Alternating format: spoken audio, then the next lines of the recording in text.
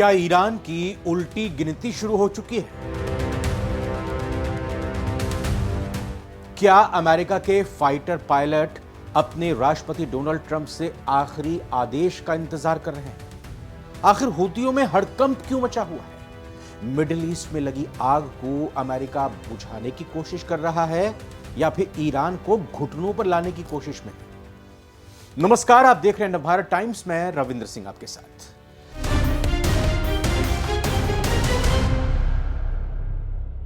अमेरिकी राष्ट्रपति Donald Trump Iran पर आग बबूला है। ईरान के पास अब सिर्फ दो ही विकल्प बचे हुए हैं, या तो वो अमेरिका की बात माने या फिर एक विनाशक, एक घातक अंतिम हमले का इंतजार करें। डोनाल्ड ट्रंप के एक आदेश के बाद अमेरिका के शक्तिशाली परमाणु बम गिराने वाले B-2 बॉम्बर, जिन्हें आसमान का भूत यानी घोस्ट ऑफ स्काईज कहा जाता है, ये विमान ब्रिटिश डिएगो गार्सिया पर जमा होने लगे हैं, जिसका लक्ष्य ईरान पर हमला करना है। कुल मिलाकर कहें तो ईरान के सुप्रीम लीडर अयातुल्लाह खामनेई के पास वक्त खत्म होता जा रहा है और डोनाल्ड ट्रंप का अल्टीमेटम भी खत्म होने की कगार पर आ चुका है।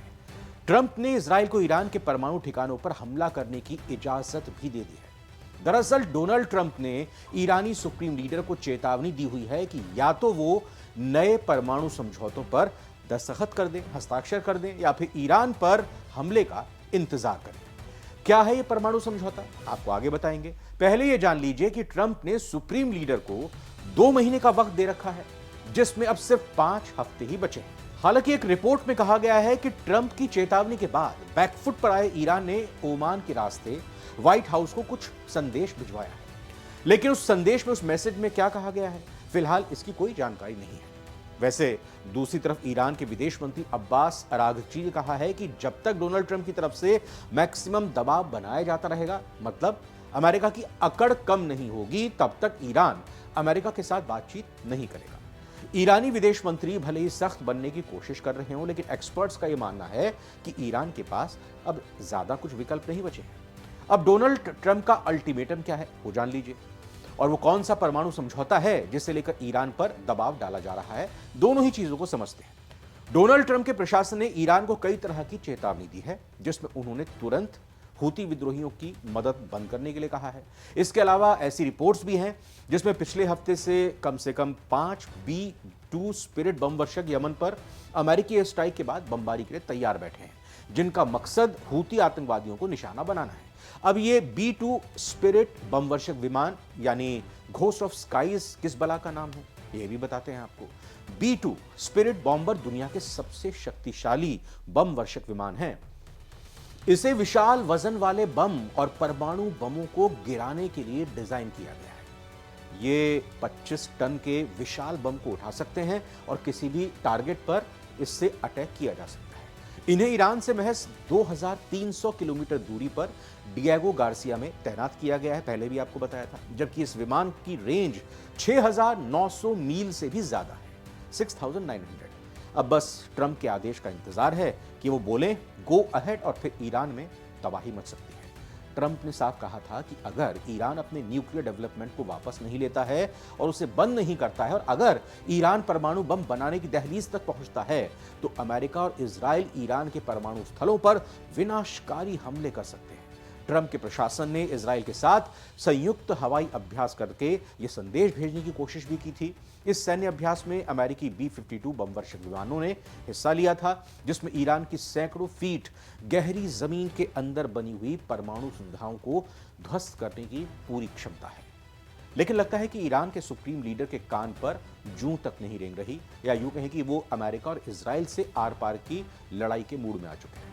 ट्रंप ने एक इंटरव्यू में कहा था, अगर ईरान अपने परमाणु कार्यक्रम को आगे बढ़ाता है तो उसे खतरनाक अंजाम भुगतने पड़ सकते हैं, लेकिन ईरान ने ट्रंप की चेतावनी को सीरियसली नहीं लिया और अपना परमाणु कार्यक्रम जारी रखा। और अब अमेरिका ईरान पर विनाशकारी हमला करने की तैयारी कर रहा है। डोनाल्ड ट्रंप ईरान को लेकर हमेशा से सख्त रहे हैं और उसके विरोधी रहे हैं, और 2020 साल में ट्रंप के ही आदेश पर ईरानी जनरल कासिम सुलेमानी को मौत के घाट उतार दिया गया था। इसके बाद से ही ट्रंप को डर सता रहा है कि उनसे सुलेमानी की मौत का बदला लिया जा सकता है।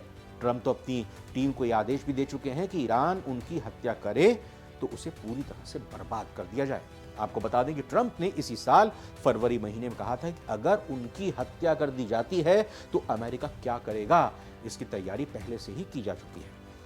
ट्रंप ने यह भी कहा था कि मैंने आदेश दिया हुआ है कि अगर वो ऐसा करते हैं, यानी ट्रंप को कोई नुकसान पहुंचाते हैं, तो ईरान पूरी तरह से नष्ट हो जाएगा, कुछ भी नहीं बचेगा। आपको बता दें कि पिछले साल नवंबर में दावा किया गया था कि एक ईरानी एजेंट ट्रंप की हत्या की साजिश रच रहा था, जिससे अमेरिका में हड़कंप मच गया। हालांकि ईरान ने इन बातों को नकार दिया था। अमेरिकी प्रोसिक्यूटर्स ने कहा था कि ईरान ने ट्रंप की हत्या करने के लिए 7 दिनों में एक प्लान बनाने के लिए कहा था, जबकि डोनाल्ड ट्रंप ने 7 मार्च को ईरानी सुप्रीम लीडर अली खामनेई को एक धमकी भरी चिट्ठी लिखी थी, जिसमें दोनों देशों के बीच परमाणु समझौते पर सीधी बातचीत करने के लिए ईरान को चेतावनी दी गई थी। ट्रंप ने प्रस्ताव को खारिज करने और परमाणु कार्यक्रम को आगे बढ़ाने पर ईरान को अंजाम भुगतने की धमकी दी थी। ईरान को पत्र भेजे जाने वाले दिन ही ट्रंप ने एक न्यूज चैनल से बातचीत की और कहा कि परमाणु कार्यक्रम को बढ़ाने पर ईरान को खतरनाक अंजाम भुगतने की पूरी तरह से हम चुनौती देते हैं, धमकी देते हैं। हालांकि उन्होंने यह भी कहा था कि ईरान के साथ बातचीत अंतिम दौर में है और आने वाले दिन काफी दिलचस्प होंगे। ट्रंप ने कहा था कि अगर कोई सौदा नहीं होता है तो ईरान को अमेरिका की सैन्य शक्ति का सामना करना पड़ेगा। 15 मार्च से यमन में अमेरिका की तरफ से लगातार लाल सागर पर हूतियों के खिलाफ भी एक्शन लिया जा रहा है। ऐसा इसलिए क्योंकि हूती विद्रोही लंबे समय से लाल सागर में शिपिंग और इजराइल के खिलाफ हमला करते आए हैं, लेकिन एक्सपर्ट्स का मानना है कि अमेरिका का मकसद यमन से कहीं आगे तक फैला हुआ है। कई स्ट्रेटेजिस्ट ने कहा है कि अमेरिका के इस फैसले पर कि डोनाल्ड ट्रंप की विदेश नीति को तात्कालिक और अव्यवस्थित ही करार दिया है, मतलब उलझी हुई है पूरी तरह से जो स्ट्रेटेजी है, जो डिप्लोमेसी है ट्रंप प्रशासन की। लेकिन कई एक्सपर्ट्स का मानना है कि ट्रंप प्रशासन का एकमात्र मकसद ईरान को परमाणु समझौता करने के लिए घुटनों पर लाना है और इसके लिए वो इजराइल को हमलों की खुली छूट देने के लेकर यमन, सीरिया और लेबनान में कदम तक उठा रहे हैं। लेकिन हूतियों के खिलाफ अमेरिकी अभियान और परमाणु समझौते पर अल्टीमेटम के बावजूद ईरान के supreme leader Ayatollah Ali Khamenei ने झुकने से इनकार कर दिया है। उन्होंने परमाणु समझौते पर बातचीत के ट्रंप के प्रस्ताव को खारिज कर दिया है। अब देखते हैं जब यह मियाद खत्म होती है तब तक ईरान क्या परमाणु समझौते पर हस्ताक्षर करने के लिए तैयार हो जाता है, अपने परमाणु कार्यक्रम को रोक देता है, या फिर अगर वो ऐसा नहीं करता है और ये समय सीमा खत्म हो जाती है तो ट्रंप की तरफ से, अमेरिका की तरफ से और इजराइल की तरफ से क्या कदम लिया जाता है, क्या कदम उठाया जाता है, क्या एक्शन लिया जाता है। फिलहाल सारी दुनिया कार्यक्रम में आज इतना ही। आप देख रहे हैं नवभारत टाइम्स।